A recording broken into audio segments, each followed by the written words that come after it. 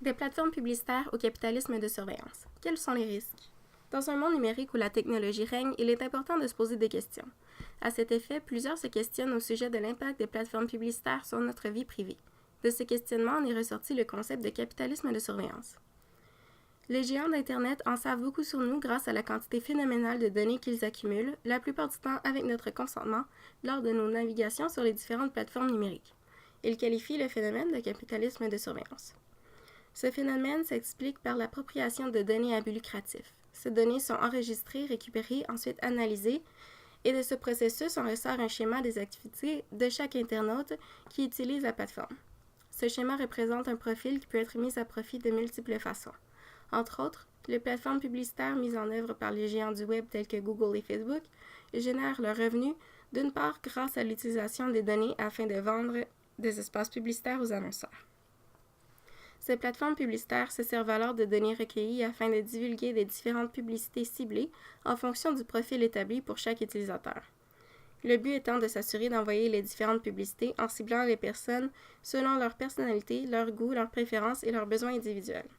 Par exemple, il n'est pas rare de se retrouver à naviguer sur Google à la recherche d'un produit quelconque et en ouvrant une application comme Facebook par la suite, il nous sera proposé des publicités concernant les produits regardés lors de notre recherche Google. La plateforme n'oublie jamais les données que vous lui avez confiées. On crée des dossiers sur vous qui n'existaient pas auparavant et ces entités économiques ont une idée très précise de ce que vous êtes.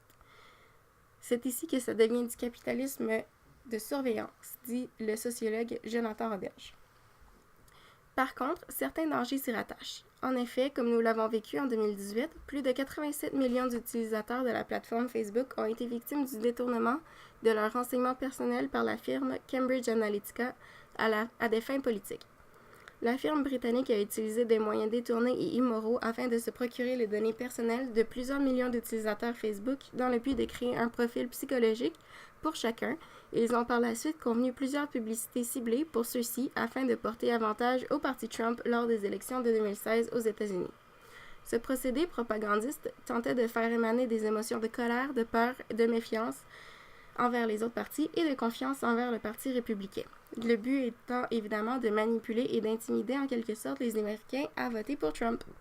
En conclusion, il est important de prendre conscience des pratiques du capitalisme numérique et d'être prudent lors de l'utilisation des plateformes publicitaires et des géants du web. Il est primordial d'être conscient du fonctionnement du capitalisme de surveillance afin de garder un certain contrôle sur ce qui nous bombarde dans notre vie au quotidien, soit la publicité et la propagande numérique.